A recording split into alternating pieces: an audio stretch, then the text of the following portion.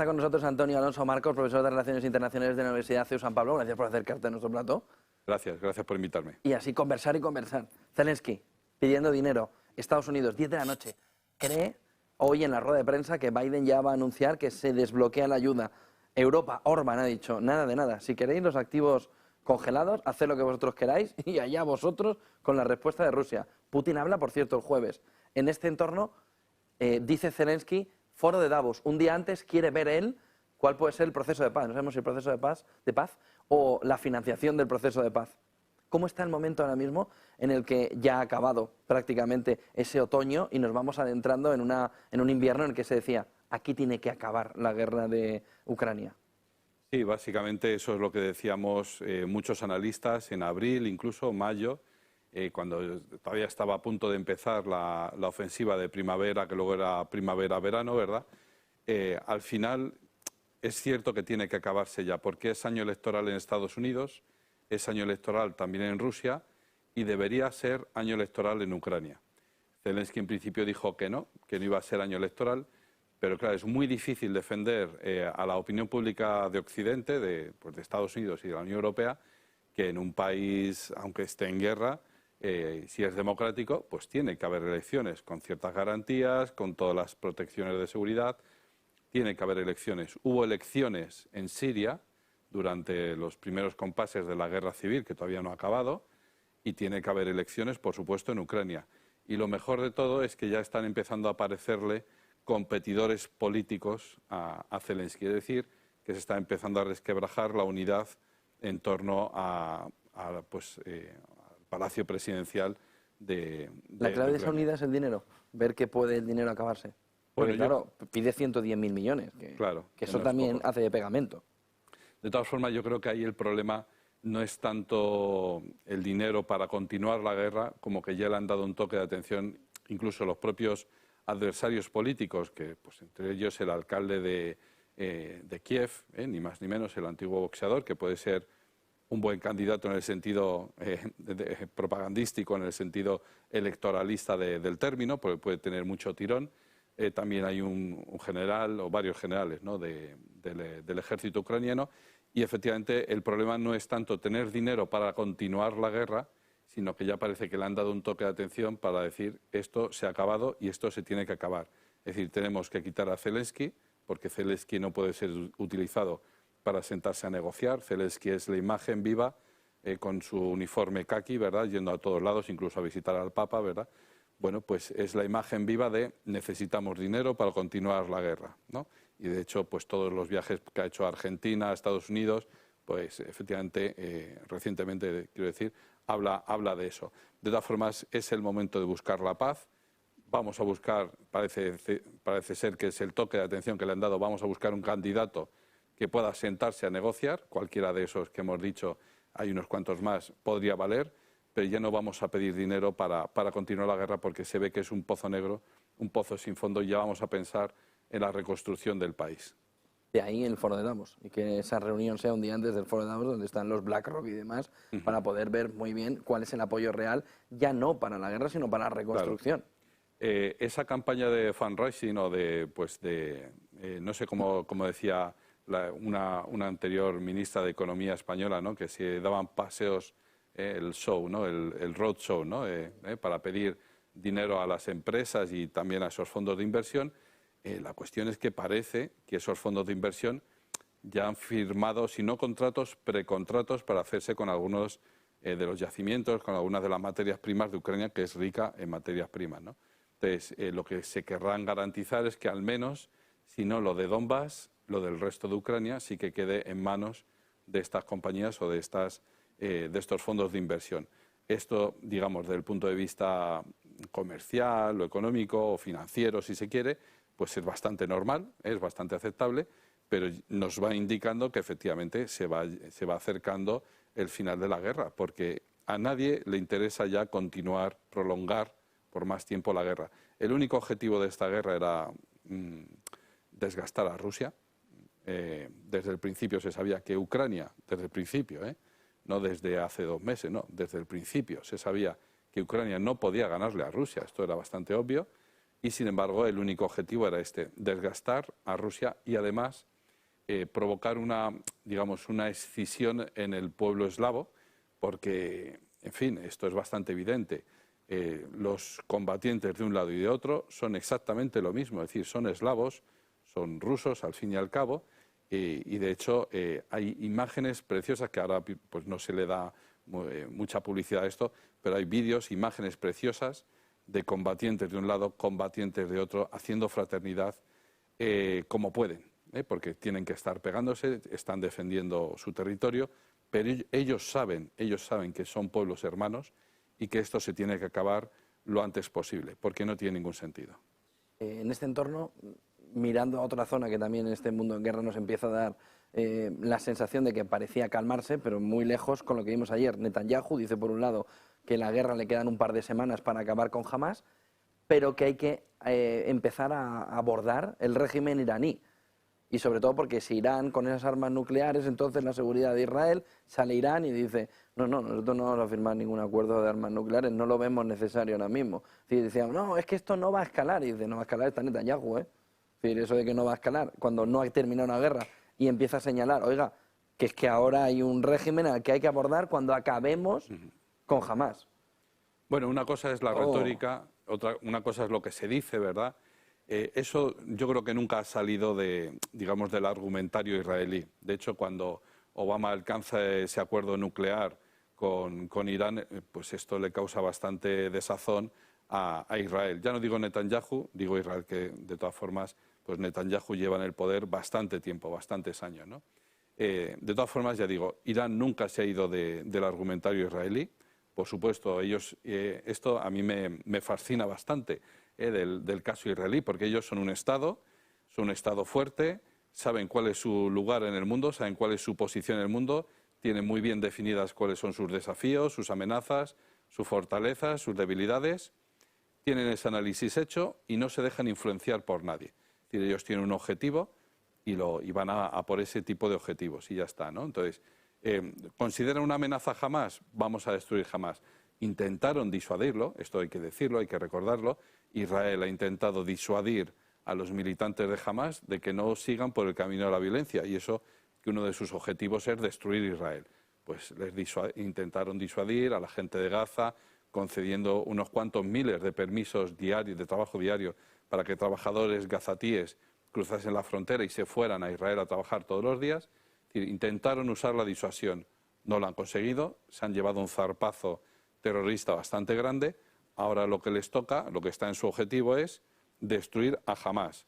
Destruir a Hamás es muy difícil, porque pueden matar, descabezar, desarticular, digamos, lo que es no la banda terrorista, sino la junta militar o los militares, Antonio, que toman decisiones. Si quieren destruir a Hamás, se están equivocando de país en el que están entrando. Claro. Porque tendrían que irse a Qatar. Claro, también, porque hay que buscar una fuente de financiación. Y los dirigentes. Claro. ¿Dónde se esconden? Los dirigentes no están en los túneles. Claro, pero además es que si quieren destruir a Hamás, no, como tal grupo, no lo van a hacer así, porque está bastante estudiado que si vas a atacar a la población civil, de un civil muerto salen 2 o 3 por lo menos que van a vengar esa muerte, y más en este tipo de poblaciones, ¿no?, que tienen esta cultura de la venganza, no tienen la cultura del perdón, así como en España, en los peores momentos de ETA, en los años 80, sobre todo a principios de la transición, cuanto más hacia el año 78, más duro fue la lucha contra ETA. Hubo muchas víctimas, sobre todo entre militares, porque buscaban una sobrereacción por parte de los militares, porque, en fin, era un tema muy sensible.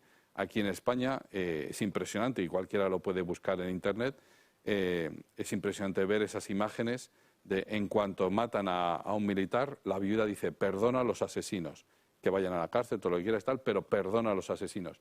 Ese tipo de escenas no las puedes ver en este país, en Gaza, por ejemplo. Lo que hay es reclamar venganza, constantemente, automáticamente. De tal manera que, efectivamente, Israel tiene un plan, que es acabar con Hamás, acabarán destruyendo los túneles, acabarán matando a algunos comandantes, pero esa hidra se reproducirá. Esto es normal. Luego tiene otro frente abierto en el Líbano, tiene otro frente abierto en Irán. Esos frentes no son nuevos, los conoce desde hace 75 años. Y de hecho, pues los lleva vigilando y los lleva controlando. Y eso simplemente es un recordatorio de, ojo, estamos aquí, sabemos que al final esto tiene que desaparecer y que esto tiene que solucionarse. Cuando digo esto, me refiero a Hezbollah y me refiero a que Irán sea una amenaza real para la supervivencia del Estado de Israel.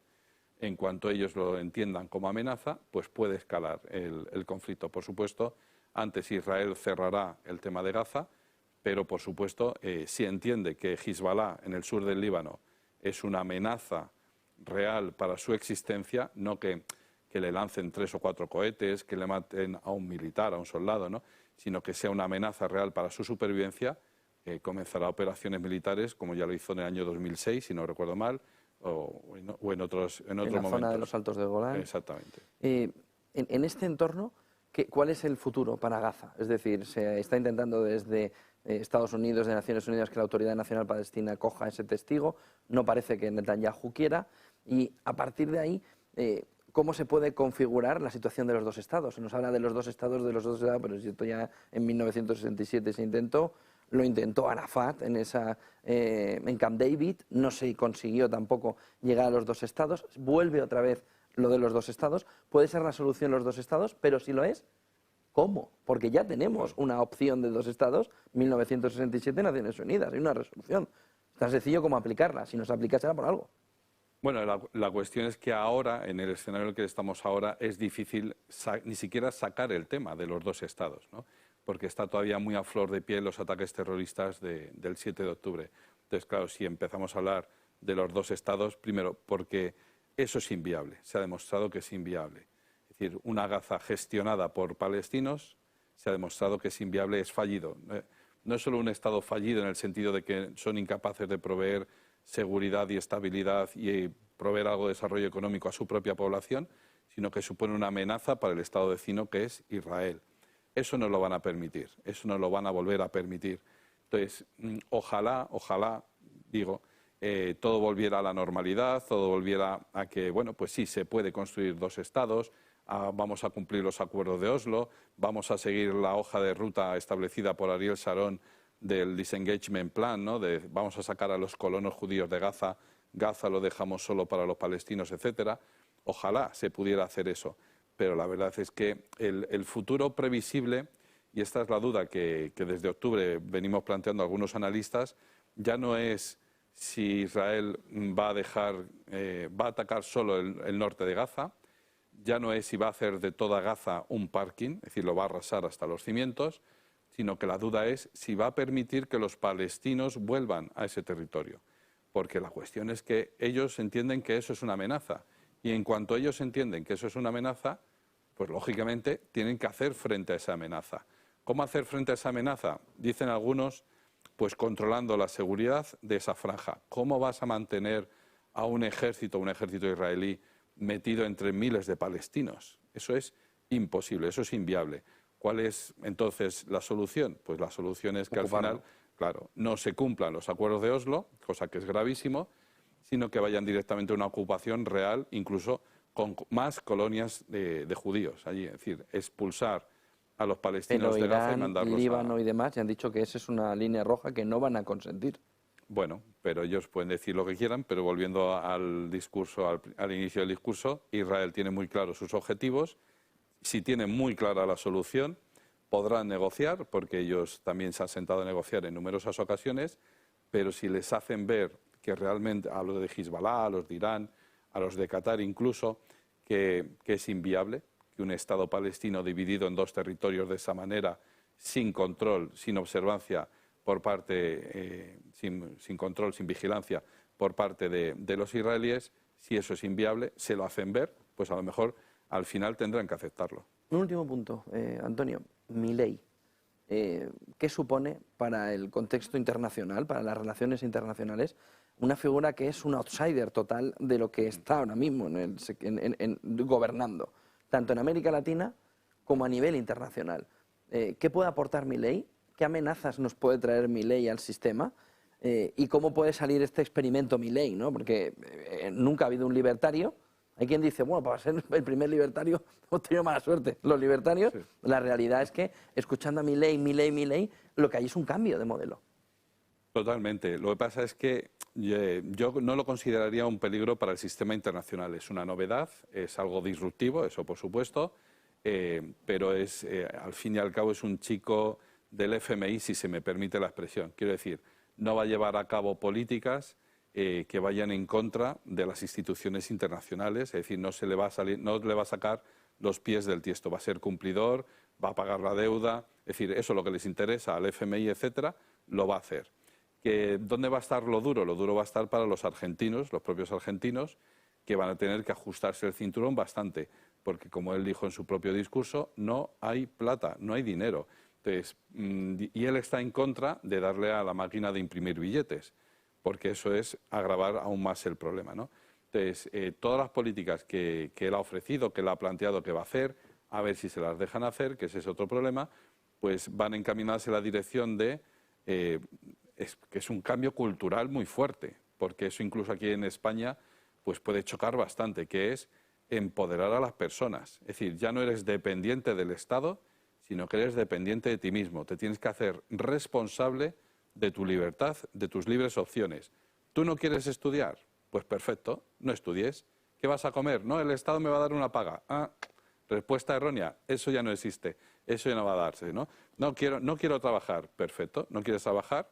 Pues que te dé pan Rita o la caridad privada, él dice esto, ¿no? Es decir, el Estado no va a ser caritativo contigo.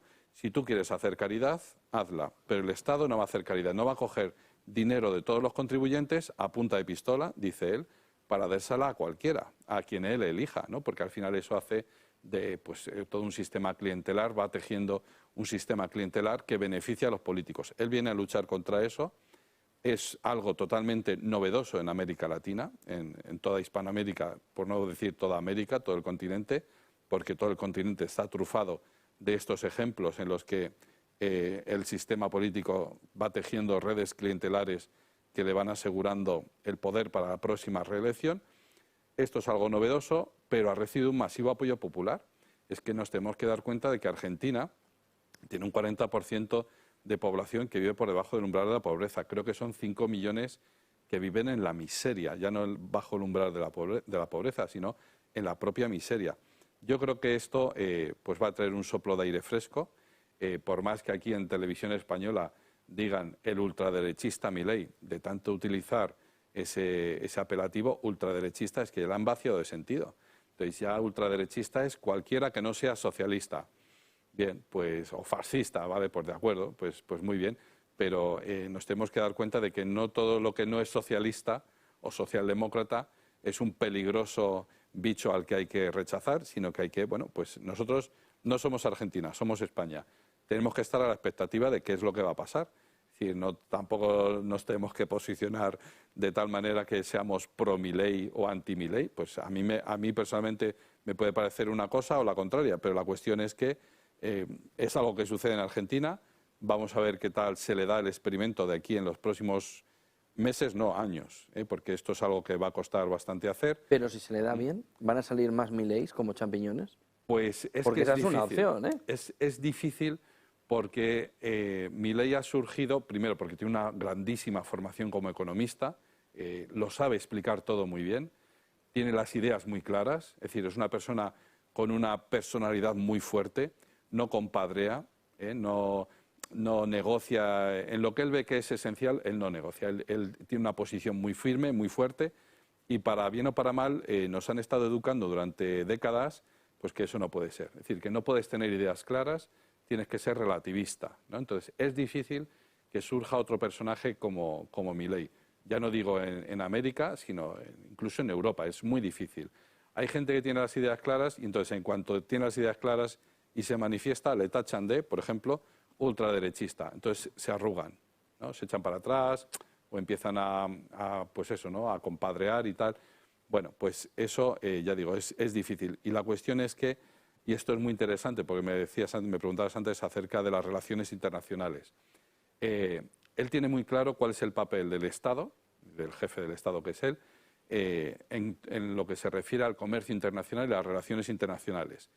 Usted, empresa privada, quiere hacer negocios con otra empresa privada en Brasil, ánimo, adelante, pero yo no voy a ir a darle la mano a Lula da Silva para que usted pueda hacer un negocio en en ese otro país, ¿no? Es decir, intervención del Estado, cero, e incluso en relaciones internacionales. Que surge una crisis diplomática porque una empresa, un individuo privado necesita la protección de su Estado, ahí supongo yo que intervendrá.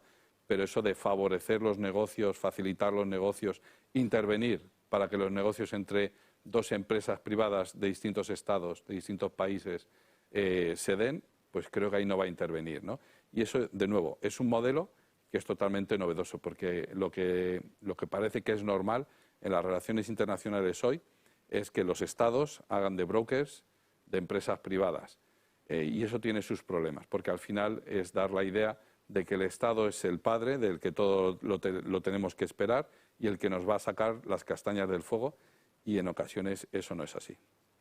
Mil gracias, Antonio Alonso Marcos, profesor de Relaciones Internacionales de la Universidad CEU San Pablo, por venir y por ponernos toda esa fotografía nítida. Buen día y buenas clases. Gracias, gracias.